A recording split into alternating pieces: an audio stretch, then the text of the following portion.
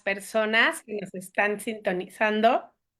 Es un gusto que estén un viernes más en su programa Género y Deporte. Este 24 de enero, Paulo, es un gusto estar aquí contigo compartiendo el espacio. ¿Cómo estás? Hola Ana, bien, muchas gracias. Buenas noches a todas las personas que nos están viendo este viernes 24. Y pues nada, vamos a retomar y vamos a seguir con este tema de los conceptos y de, pues sí, la breve introducción a que conozcamos qué son estas palabras de género, de sexo, de violencia, empoderamiento, feminismo y vamos a seguir, pues claro, conociendo estos conceptos claves respecto al género que nos van a permitir a todas las personas entender y expresar nuestra propia construcción identitaria, así como también reducir prejuicios y estereotipos, enriqueciendo la interacción y la cohesión social. Así es. Entonces, Paulo, bueno, pues que las personas que nos están viendo por Facebook, que nos están escuchando, si van ahí en su auto rumbo a casa, pues es importante que tengamos estos conceptos claros y vamos a empezar con un concepto que hasta el título de este programa lo tiene, ¿no? Que se llama Género y Deporte, pero luego, como hemos visto, asumimos que ya sabemos. Entonces yo te pregunto, a ti, persona que nos estás escuchando, ¿sabes qué es género? Si lo sabes, ahí en el chat pon la respuesta. Y bueno, pues si no lo sabes, también se vale, ¿no? Es también importante que sepamos que no tenemos que asumir o tener el concepto definido. Por eso existe este programa. Y bueno, pues a grandes rasgos, porque hay diferentes visiones del género, sin embargo, hay una como que estamos sacando, como les habíamos dicho el programa pasado, de este glosario de políticas universitarias de la Coordinación para la Igualdad de Género, también junto con la Abogacía General de nuestra universidad. Y bueno, pues el género es un conjunto de construcciones sociales, culturales, que se dan eh, desde características biológicas, pero que diferencian al hombre y la mujer, y que se usan para distinguir entre lo que se considera como aspectos, actitudes, comportamientos, sentimientos masculinos y femeninos, respectivamente, desde esta asignación del sexo, ¿no? Es una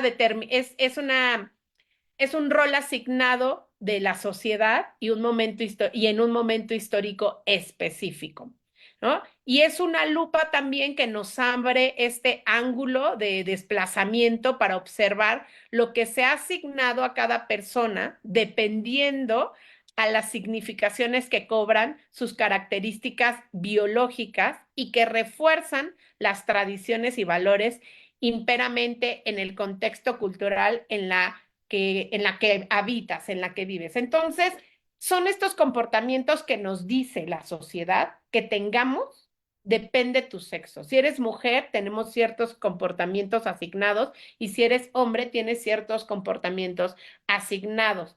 Y justo lo que se busca dentro de esta visión de género, que ya veremos qué es la perspectiva de género, lo que se busca es tener una visión más amplia, es decir, no existe nada más esta dicotomía entre la mujer tiene que hacer este rol y el hombre tiene que hacer este rol, sino tenemos oportunidad de cambiar.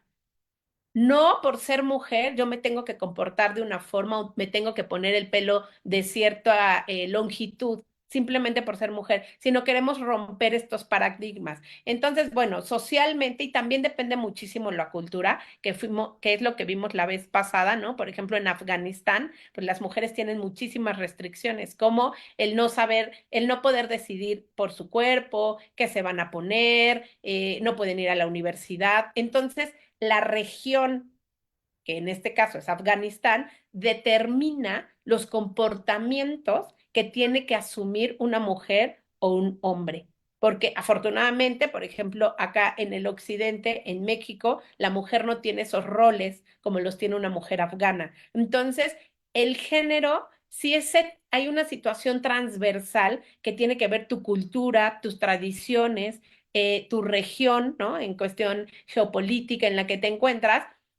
Por eso es importante que sepamos que, por ejemplo, actualmente se están rompiendo estos paradigmas, estos roles de la mujer hace, no sé, 70 años eran diferentes los roles de la mujer. Ahora lo que estamos haciendo es construyendo nuevos comportamientos asociados a las personas, porque en realidad no están asociados ni al sexo ni al género. Entonces, bueno, pues ese es el concepto de género, que es el primer concepto que traemos a la mesa. Posiblemente las personas que nos estén escuchando ya lo sabían, o si no, bueno, pues ahí está. El género es esta construcción social y cultural que se da en torno a estas características biológicas, que es el siguiente concepto. Que el siguiente concepto, pues bueno, es sexo, que ahí está Paulo para que nos diga a qué se refiere. Sí, pues justamente es importante darnos cuenta que la mayoría de las personas confunde el sexo biológico con el género, ¿no? Sobre todo es cuando nos encontramos con estos diálogos o pláticas en las que hablamos del género que se nos asignó al nacer, que justamente tiene que ver con todas estas características, estereotipos binarios, masculino-femenino, de los que nos habla Ana Laura, ¿no? Entonces, cuando nacemos, el doctor de acuerdo a nuestro sexo, nos asigna un género al nacer, ¿no? Y entonces, conectando esto, sabemos que el sexo hace referencia a las características biológicas de las personas, en este caso, genéticas, anatómicas, fisiológicas y hormonales, a partir de las cuales son clasificadas como hombres o mujeres. Y esta definición, a partir de que también viene de este glosario del que les hemos hablado, también es un concepto que viene de CONAPRED. Y asimismo, como Ana Laura lo comenta, hay otras formas también en las que el concepto de sexo está, sí, pues marcado, ¿no? Que regularmente habla de tipos genéticos entre hembras y machos. Así tal cual, sexo, hembra, macho, conexión o contexto genético y bueno, en este caso, sexo hace referencia a las características biológicas con las que nacemos, ¿no? Es decir, aquí podríamos ver un ejemplo claro, mi género es masculino, pero mi sexo, mis características biológicas, físicas, genéticas, son las que son asignadas a las mujeres, ¿no? En este caso, femenino o sería hembra, ¿no? Entonces sí hay ahí sí, una confusión respecto a las personas también que decidimos del género, porque nuestra construcción social está conectada hacia otro espacio. Entonces, la diferencia es sexo, características físicas y el género es una construcción social. Justo, y que ahí también, como lo veíamos la vez pasada, esta complejidad, ¿no? Porque como que dicen, la gente asume de, bueno, pues ya nada más hay hombres y mujeres, o sea, Sí. ¿cuál es el dilema? No, o sea, hay personas que en efecto nacen por sus órganos reproductores, por las hormonas, ¿no? Como mujer, pero se identifican con otro género. Entonces, es lo que choca y por eso que se complejiza. Y la intención es que tengamos estos conceptos claros de decir, bueno, ¿qué me están preguntando? Ujú. ¿No? Si me están preguntando mis cuestiones biológicas o desde lo que, desde mi sentir, mi sentipensar, ¿no? Entonces, bueno, ahí, y después, bueno, ahí vienen otros conceptos que vamos a hablar, que es la igualdad, ¿no? Seguramente han escuchado mucho de, es que quieren la igualdad, es que vamos por la igualdad, y luego otros dicen, no, vamos por la equidad, y luego dicen, no, es que la paridad. Entonces, aquí también, bueno, en la imagen dice la igualdad sustantiva, que también es un concepto sumamente importante, pero empezamos con el concepto base, que es la igualdad. Bueno, y la igualdad es esta situación en la cual las mujeres y los hombres acceden con las mismas posibilidades, que ese es como el anclaje a este concepto, que son las mismas posibilidades al uso, al control y beneficio de bienes, de servicios, de recursos sociales, así como la toma de decisiones en los ámbitos de la vida social, económica, política, cultural y familiar. Entonces es este trato idéntico o diferenciado entre hombres y mujeres que resulta en una total ausencia de cualquier forma de discriminación contra las mujeres por ser mujeres en lo que respecta al goce y ejercicio de todos sus derechos humanos. Entonces, es decir, si tú eres hombre o eres mujer, no importa, tiene que ser el trato igual, la misma oportunidad. Y aquí no tiene que ver con que si tú tienes más recursos y la otra persona tiene menos recursos, entonces la de más recursos no le damos y al de menos, no, no tiene que ver con eso. Seguramente ahí, luego les pondremos a lo mejor ahí en el chat, conocen una imagen en donde son tres cajitas de, como, sí, como tres cajas, que están dos personas y quieren mirar el jardín de un vecino. Entonces está la barda y les ponen una cajita, luego otra cajita. Entonces hay una persona que es más alta, espero poder explicarme, si no vamos a poner la imagen. Pero hay dos, es como si Paulo y yo vamos a asomarnos por la bardita, ¿no? Entonces, a mí me ponen una cajita y a Paulo también, pero pues yo soy más chaparrita que Paulo, pero esa es la igualdad, pues ni modo, les vamos a dar solo una cajita y si yo alcanzo a mirar tantito, esa es la condición que me va a dar y Paulo va a alcanzar mucho más, va a tener una oportunidad de visión mejor, pues también, ni modo. Entonces, eso tiene que ver con la igualdad. Es decir, yo tengo dos cosas, le doy una y ahora sí que revuelven. Y no tiene que ver ni con su sexo, ni con su género, ni con su raza, ni con su clase social. Tiene que ver con esta situación de la posibilidad de uso y de control idéntica. No hay otra forma, es la misma. Ah, esta es la que me refería. Esta, justo ahí ya nos pusieron ahí, que es la igualdad. Ahí está un niñito, una persona pues más adolescente y luego una persona adulta. Y pues el chiquito, aunque le den la misma oportunidad, no va a alcanzar a ver. Eso tiene que ver con la igualdad.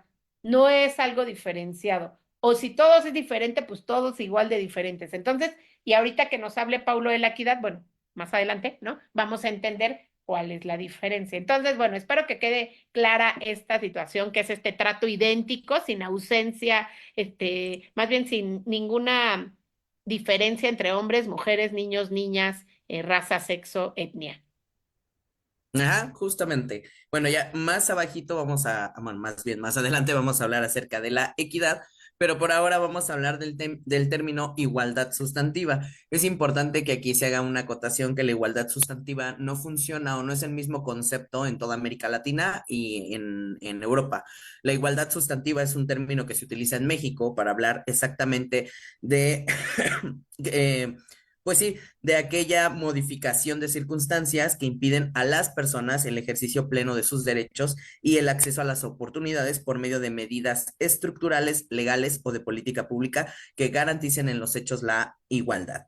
Y sí, o sea, justamente este ya es un concepto más orientado hacia el libre goce de nuestros derechos, pero que también tiene incidencia respecto a la participación y a la figura que tenemos a partir de estructuras legales o jurídicas más que nada. Entonces, hombres y mujeres tendríamos que tener, y disidencias sexuales tendríamos que tener eh, esta modificación de circunstancias que nos van a impedir que podamos acceder de lleno al libre goce de nuestros derechos humanos y que además tampoco va a haber políticas públicas que respalden estos cambios o modificaciones estructurales que muchas veces pues están disparejas, ¿no? Como por ejemplo, uno de esos sería el que nosotros usemos o podamos hacer uso de los baños cuando somos personas trans, usos de los baños femenino, masculino, y que no hay una política pública que nos respalde el acceso a nuestro derecho al baño, ¿no? Por ejemplo. Entonces, la igualdad sustantiva tiene que ver justo con la medida estructural que tenemos referente a nuestra vida legal, política y jurídica para poder hacer frente a esta discriminación. Ya. Que a veces, infortunadamente, se queda en intención, ¿no? O sea, queremos llegar a esa igualdad sustantiva, pero bueno, pues todavía no se ha logrado. Que un poco viene con el de abajo, que es el de paridad, ¿no? La paridad tiene que ver con que es sumamente importante, estas palabras clave, ¿no? Como la igualdad es esta situación de equilibrio de oportunidades, sin diferencia, pues la paridad es una estrategia política. Eso en verdad creo que es importante, ¿no? Porque tiene que ver, o sea, el objetivo es garantizar una participación equilibrada entre hombres y mujeres en todos los ámbitos de la sociedad, particularmente en una toma de decisiones. Esto está de InMujeres. Entonces, la paridad es simplemente que haya el mismo número de personas, hombres y mujeres, en cierta actividad. Seguramente escucharon la paridad de género, en los Juegos Olímpicos. Hubo el mismo número de hombres y de mujeres participando en esta justa deportiva tan importante a nivel mundial. Pero ojo, la paridad, eso ya es muy personal, no garantiza que tengan una visión de género. El hecho de que cumplan, ¿no? Con esta cuota de género, que también es una de estos conceptos importantes dentro de las personas que nos asumimos desde una perspectiva de género y feminista, es no nada más por poner, bueno, pues ya están, ahí están 5 diputadas y 5 diputados, ya con eso, ya lo logramos y estamos viendo por los derechos de las disidencias, estamos viendo por los derechos de las mujeres, eso no lo garantiza. O sea, la paridad desde mi punto de vista justo es una estrategia política, ¿no? A veces es tapar el sol con un dedo. Entonces, claro, que se reconoce el logro, sí, que es bueno, sí, pero no garantiza lo que estamos buscando, ¿no? Que justamente tiene que ver más con la igualdad sustantiva, que tiene que ver con los derechos humanos, que existan políticas institucionales, públicas, acceso a todos los servicios públicos, ¿no? Seas de disidencias. Entonces, bueno, la paridad es esto, esta estrategia política que nada más lo que buscamos es tener esta cuota de género, ¿no? Que tengamos este check 50-50 y listo. Únicamente se refiere eso a la paridad. Sí, también curioso que, por ejemplo, el concepto de igualdad sustantiva o de paridad sea más visto, por ejemplo, en los manuales del INE. Cuando yo me metí a investigar, ¿no? Paridad o igualdad sustantiva, como para hacer un versus versus, me di cuenta que paridad e igualdad sustantiva aparecían mucho en los documentos del INE, justamente como para asegurar la participación política de mujeres, más que disidencias, ya ahorita ya están actualizadas más con las disidencias, pero de como por ahí un documento del 2006 aparecía que la paridad y la igualdad sustantiva solamente funcionaban para asegurar a la mujer la libre ejerción de sí, de su derecho al voto, ¿no? Como pensando que esta parte es como de, bueno, ya estamos dándoles actividad política a las mujeres, dejándolas votar y ya aparece la paridad y la igualdad sustantiva. Claro, que justo tiene que ver con lo que hablábamos al inicio de género, ¿no? Que tiene que ver con el contexto político, geopolítico, región. O sea, en algún momento el concepto de paridad tendría que ser, sí, garantizar la participación equilibrada, pero de hombres, disidencias y mujeres. Ujú. O sea, ya generando evolución conceptual, evolución de las demandas, ¿no? Pues sí, sociales, políticas, económicas, tal. Entonces, bueno, pero sí es importante que sepan pues, la paridad tiene que ver, pues, con esto. Es muy a rollo personal. Y bueno, ahora regresando al tema, ahora sí vamos a hablar de la equidad. Como pudimos ver en la imagen que les mostramos hace un momento, que Ana Laura estaba platicando acerca de lo que era la igualdad y cómo al mismo tiempo en esa imagen apareció otro que decía equidad. Pues bueno, la equidad es el concepto que quiere decir que parte del reconocimiento de que las desigualdades entre mujeres y hombres requieren ser atendidas a través de acciones específicas acordes con todas las características o circunstancias propias en un contexto determinado. Por tanto, esto va a proponer un trato diferenciado que permita compensar la situación de desventaja que históricamente han vivido las mujeres y las disidencias y atender las necesidades específicas de hombres, mujeres y disidencias a partir del reconocimiento de sus diferencias. Pues sí, justamente como lo hemos venido hablando desde el programa anterior, los conceptos comienzan a conectarse y la equidad, justo como lo vimos en la imagen que les mostramos, es lograr o permitir que estas desigualdades sean atendidas a partir de acciones específicas que tienen que ver con la visión de género, ¿no? O la perspectiva de género, que pues que eso nos permite entonces llegar a un mismo nivel o estar en un mismo nivel hombres, mujeres y disidencias, ¿no? Que es como dicen a la hora a manera propia o personal, no pienso que esto pueda ser posible. Sí existen herramientas e instrumentos como la interseccionalidad, que ya hemos hablado en otros programas acerca de ella, que nos puede acercar un poco a ser conscientes de nuestros privilegios y de los lugares que ocupamos socialmente, históricamente y políticamente, ¿no? Pero dudo personalmente que pueda existir una equidad general, ¿no? Pero siempre estamos buscando a partir de acciones concretas, justamente como género y deporte, como otros programas que también tiene la universidad y que también conocemos en otros espacios externos, pues que nos ayudan a visibilizar y a darnos cuenta de que existe una desigualdad y que para esta desigualdad tenemos que accionar y justamente intentar mediar, romper, pues también preguntarnos qué estamos haciendo para entender cómo funciona esta desigualdad y a partir de qué funciona esta desigualdad. Claro, y aparte, un poco sumado a lo que dices, Paulo, creo que suena sumamente utópico, ¿no? O sea, las desigualdades, puta, o sea, si lo hablamos desde la interseccionalidad, la, o sea, el individuo y sus individualidades, pues hay muchísimas desigualdades, ¿no? O sea, entonces, lograr este reconocimiento de todas las desigualdades, instaurar políticas públicas que ayuden a minimizar esas desigualdades, y yo también lo veo sumamente utópico y que, por ejemplo, la universidad también un poco ha ido modificando esto de la equidad, porque antes mucho se hablaba de la equidad de género Sí, y ahora ya se está hablando de la igualdad de igualdad. género, ¿no? Y ya se está hablando también un poco desde la igualdad sustantiva, entonces creo que también pues es desde las realidades, ¿no? O sea, hacia dónde vamos, que no creo que esté mal hablar de la equidad y concientizar, como bien lo mencionas tú, pero bueno, pues a mí también se me hace ahí un poco complicado de llegar, que estaría padrísimo que se llegue, seguramente no lo veré yo, pero bueno, ahí está.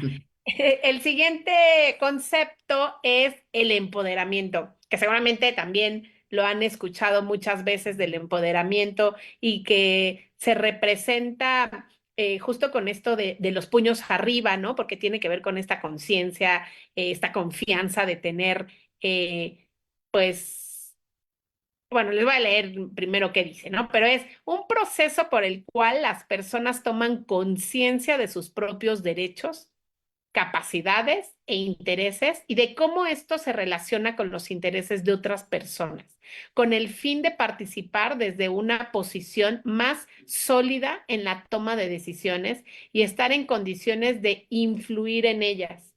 Y esto incluye tanto el cambio individual como la acción colectiva e implica la alteración radical de los procesos y estructuras que reproduce una posición subordinada por el motivo de género.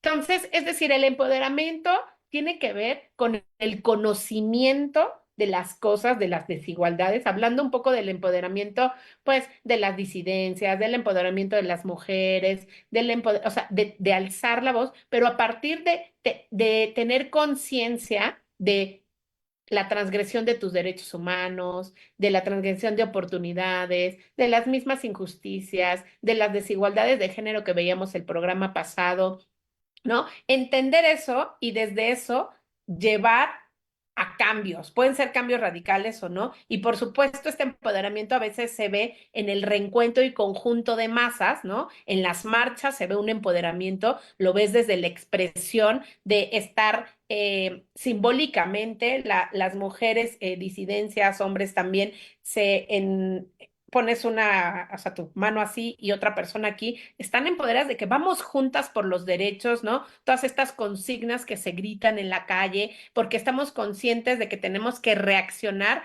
por los derechos propios, pero también por los derechos de la persona que viene al lado, porque estamos conscientes de que necesitamos un cambio, porque no estamos de acuerdo con lo que estamos viviendo. Entonces, ese empoderamiento tiene que ver con la confianza y la seguridad de que tienes que decir algo, a veces en las calles, a veces en estos espacios de diálogo, ¿no? Entonces, ese empoderamiento es esta conciencia y que vas encontrando en el camino, pues gente que lucha por las mismas cosas que tú, ¿no? Y es donde puedes hacer cambios estructurales, de procesos, ¿no?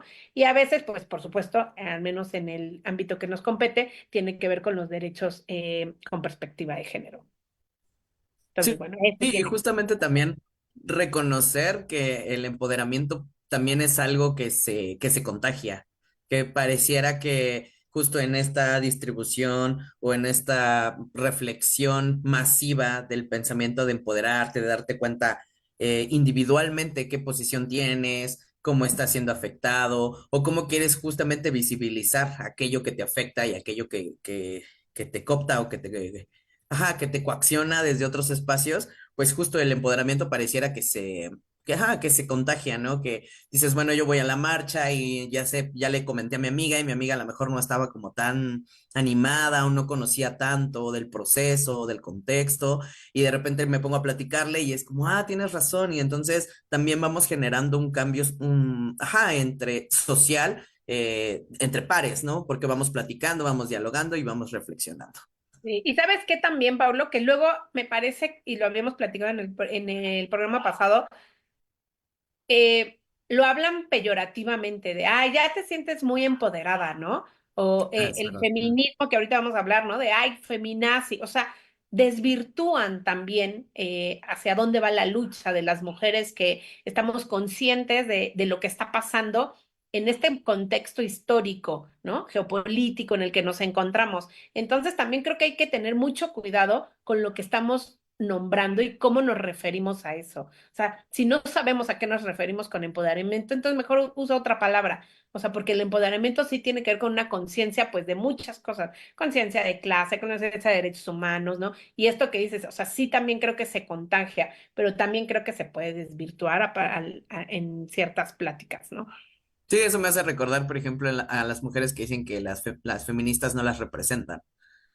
También Mm, es como este espacio de no, yo no soy empoderada por irme a marchar, por ejemplo, ¿no? ok, Y ujú. porque eso no me representa. Pero bueno, ahora conectando un poco a lo que hablábamos en conceptos anteriores, vamos a hablar sobre las políticas públicas desde la visión de género que pues básicamente tal cual políticas públicas hace alusión desde la perspectiva de género, que es un concepto que ahorita Ana Laura nos va a compartir, pues son aquellos programas, proyectos y servicios que tienen por objetivo eliminar las desigualdades, promover los derechos humanos y principalmente de las mujeres, así como erradicar la violencia contra ellas. Y pues sí, justamente el Estado, el gobierno tiene ciertas estructuras institucionales que están creando desde el área de las ciencias sociales, desde la abogacía, desde la psicología, desde el trabajo social, están haciendo estos análisis de todos los contextos que suceden a partir de la violencia de género, de la desigualdad de los derechos humanos, pues están creando políticas públicas a partir de casos específicos que han aparecido en nuestro país y en el resto de América Latina, ¿no? Y entonces es importante que a partir de que empezamos a darnos cuenta o de que el mundo empieza a darse cuenta que las mujeres y las disidencias estamos aquí, comienzan entonces a tomar estructura o a reflexionar o a analizar desde estos espacios de estados sociales, desde la violencia, pues que es necesario crear algo para poder eliminar la violencia y asimismo pues generar conciencia de que hay desigualdades y intentar eliminar las desigualdades, al menos tener acceso a la justicia, porque creo que eso es lo que básicamente se busca o podemos ver desde ese espacio, pues es tener acceso a la justicia como un derecho humano, ¿no? Y que, bueno, las políticas públicas son necesarias desde este espacio para, pues, visibilizar las problemáticas y los contextos a los que están orillados las mujeres y las disidencias. E incluso también los hombres, ¿no? Sí, por supuesto. Sí, yo creo que las políticas públicas tienen o sea, es un factor fundamental de las transformaciones, porque si no existen políticas públicas, lo estructural es muy complicado romperlo, porque pues nos tiene que ayudar el Estado también, o sea, de dónde nos agarramos. Y bueno, pues la visión, bueno, la perspectiva de género, la visión de género es esta cuestión científica, analítica y política sobre las mujeres y los hombres. Es decir, tener esta visión, pero no nada más desde lo interpretativo ni nada. Sí tiene que ver con una categoría de análisis.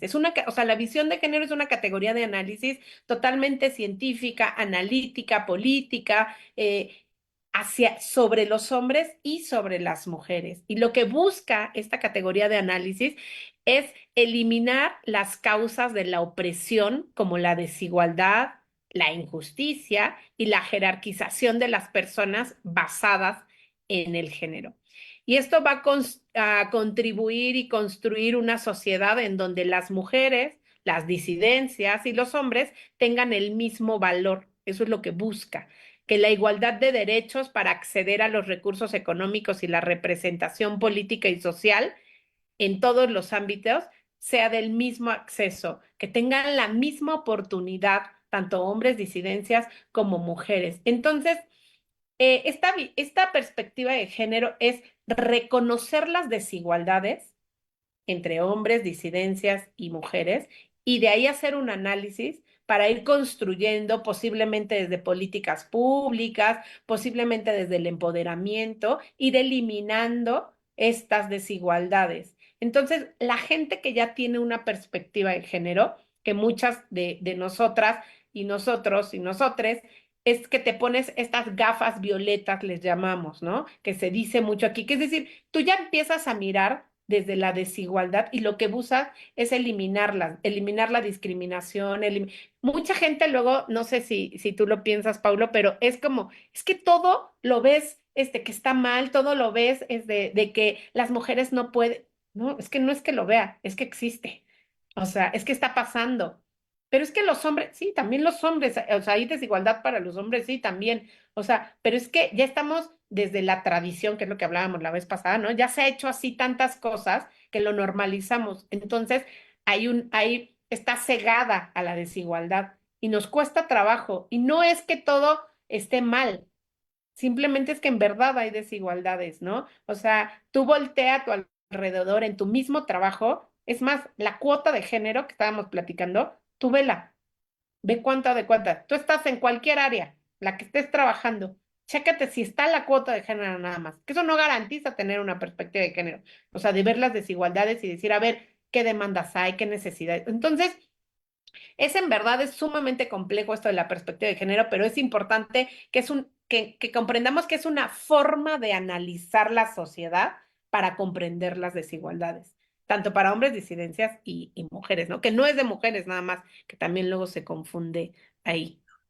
Sí, justamente eso es lo que iba a decir, que ahora que ya vamos a pasar al concepto de feminismo, Así. pues que sí es importante que también esto que comentas de que casi todo el tiempo nos están señalando, nos están diciendo como, no, es que tú todo lo ves mal, para ti todo está desigual y bla, bla, bla, ¿no? Pero realmente es que ya lo veremos el siguiente mes que vamos a hablar de masculinidades, que nos vamos a dar cuenta cómo es que esta desigualdad de género y toda esta violencia de género también afecta de manera directa a las masculinidades, ¿no? Y que también tienen que ver ahí con la construcción de la masculinidad, los estereotipos de género y eso, pero bueno, ya lo veremos más adelante.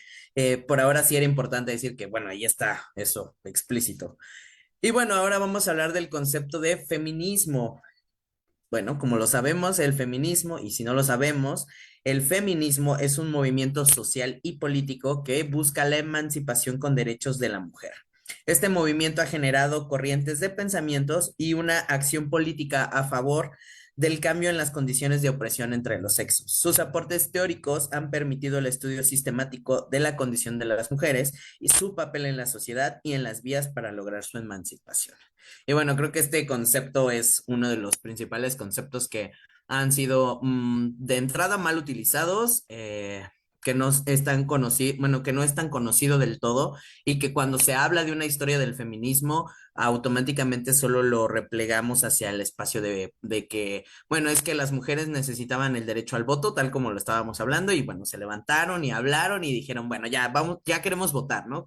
Pero en realidad es todo un movimiento social y político y que además tiene aportes teóricos y que no es solo el concepto, la palabra, que justamente a veces está desvirtuado desde el espacio del feminismo y del transfeminismo excluyente, en el que pues obviamente se dan aportes negativos respecto a la palabra, ¿no? Porque muchas veces utilizamos el término feminazi, utilizamos las feministas locas o etcétera, invalidando la acción política y social de las mujeres de cualquier lado y en cualquier espacio, ¿no? Entonces, es importante saber que el feminismo sí parte de un hecho histórico, social y político, y que a partir de ello miles y cientos de mujeres en todo el mundo decidieron organizarse para hablar y expresar.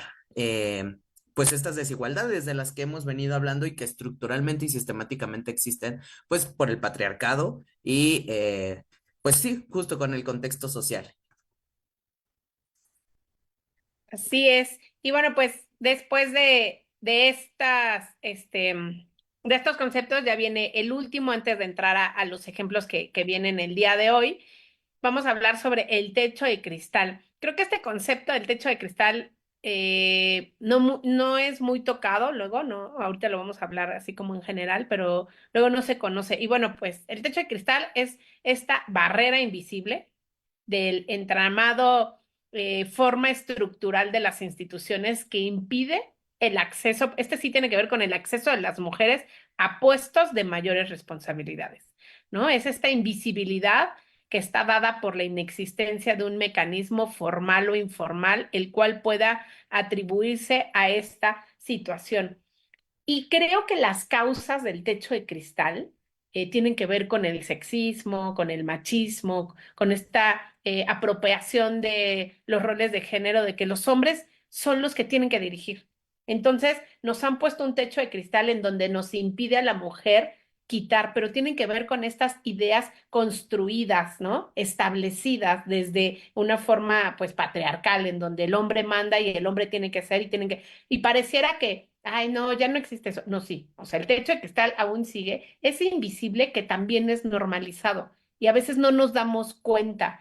A veces tú, porque esto sí tiene que ver con las mujeres, que a las mujeres no le impiden. Por supuesto que también tiene que ver con las disidencias, pero el techo de cristal, pues es acuñado a que la mujer no tiene acceso a tener el liderazgo, a tener mayor responsabilidad y que a veces, o sea, ahorita no sé si nos están viendo muchos o pocos hombres, ¿no? Pero ponte a reflexionar cuántas veces te ha pasado por la cabeza únicamente desde la tradición de, no, mejor no porque es mujer, ¿no? No, no creo que pueda porque es mujer, ¿no? O sea, tú piensas en, a ver, un taxi, conductor, y piensas en un hombre, no, es que la mujer pues no maneja, vamos a cambiar una llanta, no, la mujer, o sea, tiene que ver con esto, que la mujer no puede.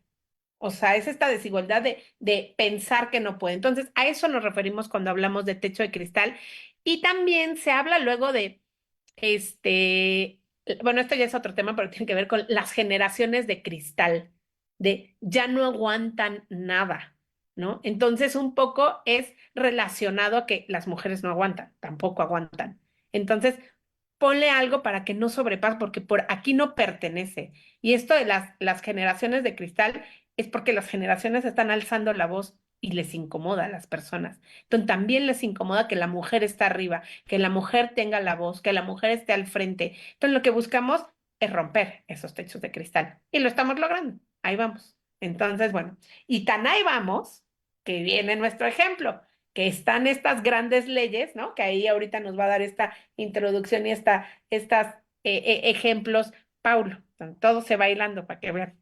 Sí, pues justamente a partir de todos estos cambios de los que hablan a Laura y a partir de que la generación de cristal estamos hablando y estamos visibilizando estos cambios estructurales, pues bueno, la Unidad de Investigaciones Periodísticas de la UNAM hizo una revisión de 5 leyes contra la desigualdad de género que son impulsadas desde el feminismo, como ya lo había comentado en el concepto anterior, y que estas son 5 leyes que buscan acabar con la brecha que enfrentan mujeres y grupos diversos vulnerables.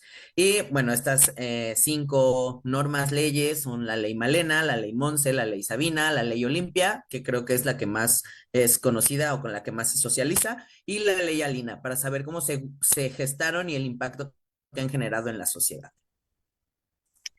Así es. Y bueno, pues empezamos con esta ley Malena, que bueno, no sé, creo que Sí, también esta en misma redes es. salió, ¿no? Que es importante. La ley Malena, estos datos, como bien lo dice Paulo, los retomamos de esta nota de la Coordinación para la Igualdad de Género, en donde nos dicen que esta ley fue en septiembre de 2019 y es esta saxofonista que se llama María Elena Ríos que fue atacada por ácido por 2 hombres que se dieron a la fuga.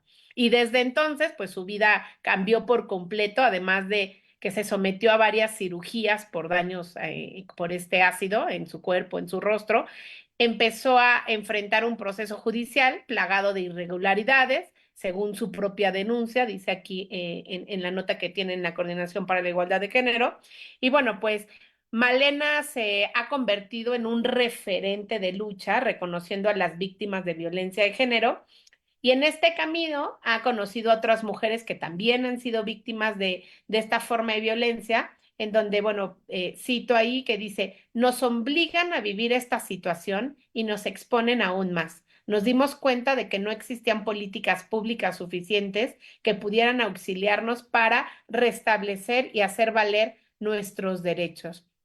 Y bueno, pues Malena lo que hace es que fue al Congreso de muchos estados y el de Puebla fue el primero que aprobó, que fue en 2023, que pues es hace 2 años, ¿no?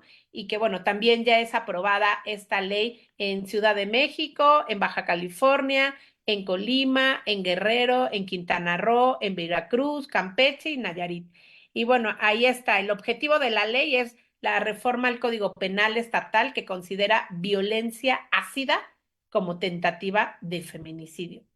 Y bueno, pues el origen es con María Elena Ríos por esta situación que tristemente pues tuvo en su vida, que fue que le echaron ácido a la cara y afortunadamente pues no perdió la vida y lo más importante que se vincula con estos conceptos, pues desde su empoderamiento y el conocimiento y conciencia de la violencia ejercida por estos dos hombres, es que pues cambia la situación también pues en el Código Penal de muchos de los estados.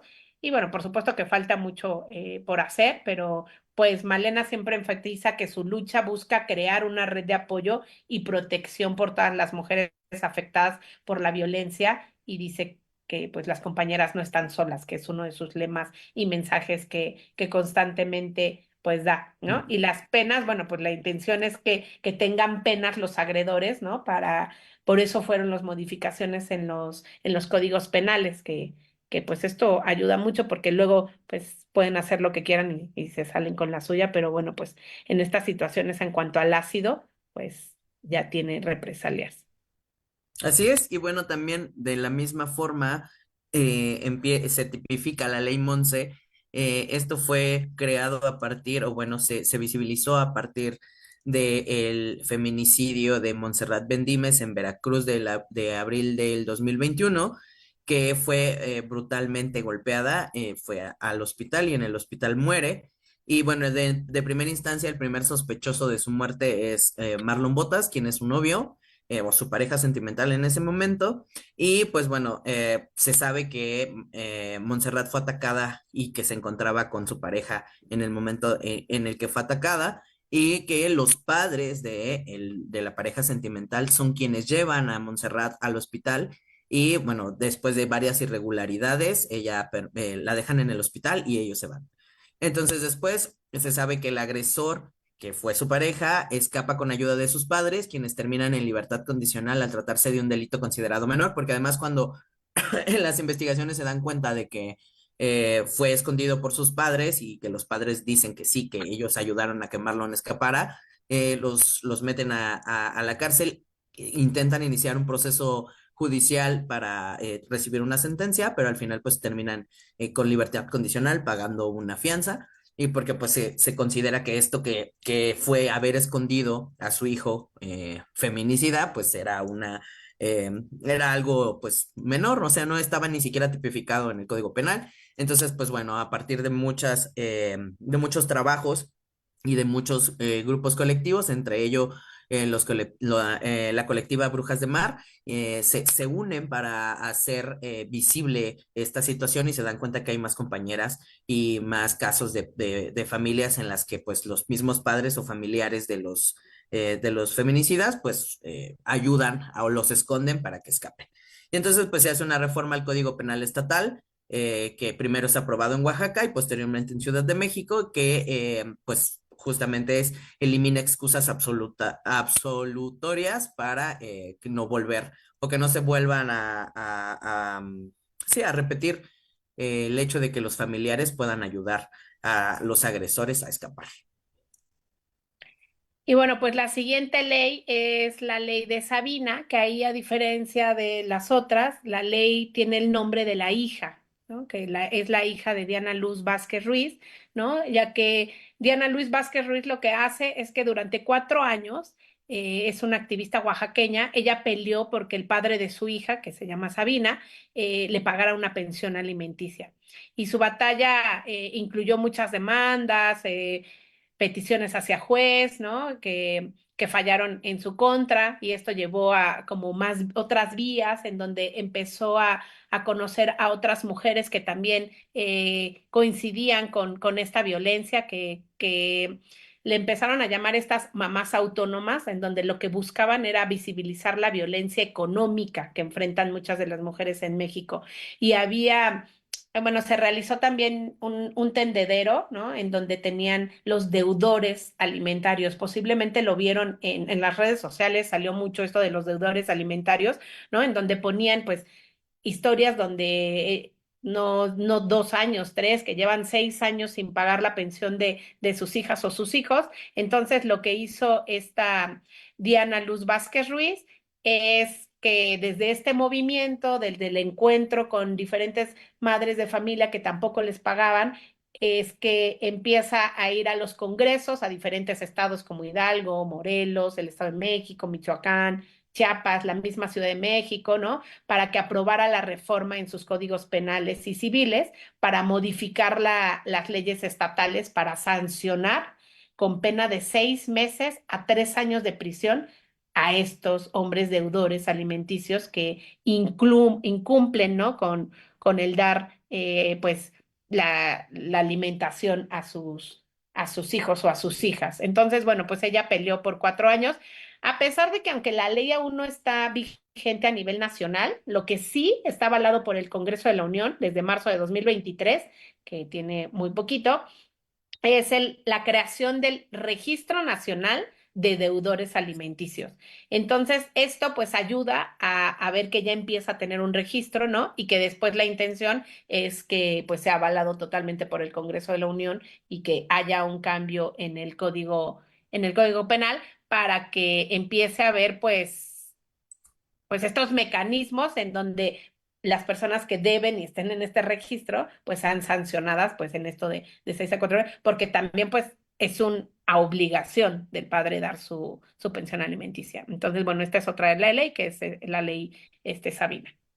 Sí, que también ha servido como un registro de empoderamiento entre compañeras mujeres para saber si la persona con la que estás iniciando una relación no es un deudor alimenticio y que también Claro. reflexiones y pienses de qué forma vas a acuerpar esa parte siendo pareja de un deudor alimenticio, ¿no? Y de hecho las compañeras lo comentan en las colectivas, que para ellas el registro ha sido también algo importante para saber defenderse o para saber pues qué esperar de esos espacios, ¿no? Y justamente de sus relaciones con estos hombres. Y bueno, pues creo que una de las leyes que más conocemos y que es más visibilizada y de la que más se habla, pues es la ley Olimpia. Ya en género y deporte hemos tenido especialistas en el tema platicándonos acerca de qué es la ley Olimpia, pero bueno, rápidamente para retomarlo, esto se promueve a partir de la violencia digital de la que fue víctima Olimpa Coral Melo, tras difundirse un video sexual de ella sin su consentimiento en el 2014. Y lo que busca esta ley, pues, es reconocer que la violencia digital es importante, que tiene un impacto psicológico, físico y emocional, y que, pues, que se tienen que sancionar los delitos que violen la intimidad sexual de las personas a través de los medios digitales, ¿no? Gracias a esto también, a la par en 28 estados, han podido aprobar normas en este sentido que tienen que ver específicamente con la violencia digital, que además es algo muy nuevo, ¿no? Porque justamente el acceso a las redes sociales y todo el cambio, pues sí, que ha venido consigo de la vida y de la historia y del contexto, pues que ahora tenemos el acceso a Internet y que dentro del acceso a Internet durante años ha habido mucha violencia digital y que pues se sabe que Olimpia ha compartido que pues además de que se fue difundido su video sexual, pues también recibió mucho acoso digital, ¿no? Y mucha violencia digital, no solo a ella, sino también a las personas que pues eran sus amigos, a su familia, y entonces esto creó graves problemas para ella a estado anímico, emocional, psicológico y pues físico a final de cuentas, ¿no? Porque pues sí fue violado su derecho a la intimidad sexual. Y bueno, gracias a esto, pero bueno, importante hasta 2018, o sea, del 2014 al 2018, 4 años tuvieron que pasar para que se pudiera reformar esta ley. Y en el 2021 ya fue que se hizo un conjunto de reformas a la Ley General de Acceso a las Mujeres a una vida libre de violencia y al Código Penal Federal. Y pues bueno, actualmente tenemos casos como el de Diego en el Instituto Politécnico Nacional, en donde pues también nos damos cuenta que gracias al acceso al espacio digital y a la inteligencia artificial, pues también ha habido violación a la intimidad sexual de muchas compañeras y bueno, se busca que a partir de la ley Olimpia se pueda dar una sanción completa. Sí.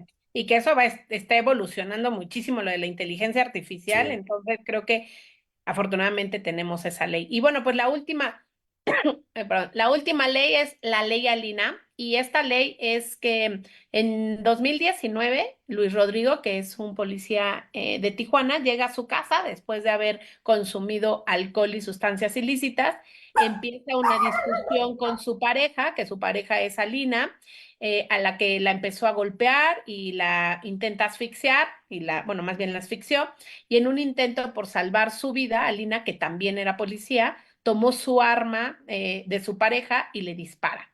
Y ella fue condenada por 45 años de prisión por homicidio, y el juez del caso no consideró su acción como legítima defensa, entonces la metió a prisión durante 45 años.